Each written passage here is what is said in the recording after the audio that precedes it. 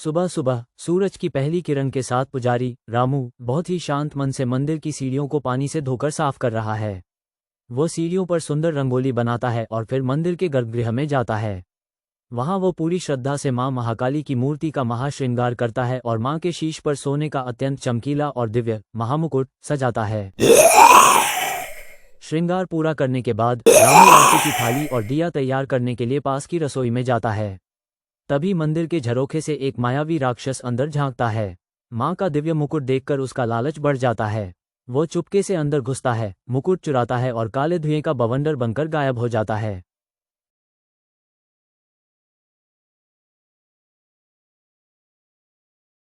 जब रामू हाथ में जलता हुआ दिया लेकर लौटता है तो मां का सिर सूना देखकर उसके होश उड़ जाते हैं।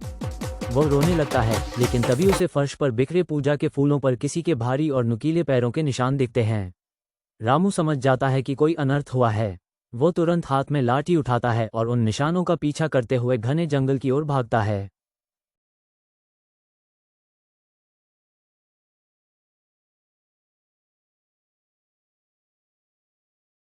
जंगल के बीच एक गुफा के बाहर राक्षस उस मुकुट को एक जादुई आग के हवाले करने जा रहा होता है ताकि उसकी पवित्र शक्ति को नष्ट करके वो खुद अमर हो सके। रामू एन वक्त पर वहां पहुंचता है और चिल्लाता है, रुक जा दुष्ट, मां का मुकुट वापस कर।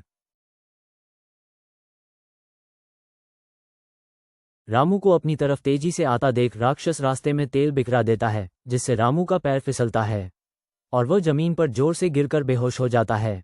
इसके बाद राक्षस उसे लोहे की मजबूत जंजीरों से एक पेड़ से बांध देता है।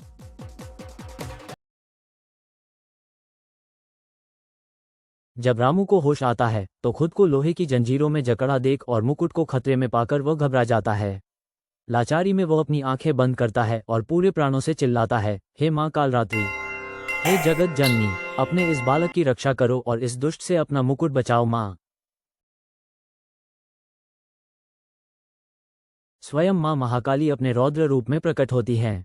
उनकी आंखों में क्रोध की अग्नि देखकर राक्षस डर से थर थर कांपने लगता है और मुकुट उसके हाथ से छूट जाता है। मां अपनी बिजली जैसी फुर्ती से अपने त्रिशूल और खड्ग से एक ही झटके में उस राक्षस का अंत कर देती हैं।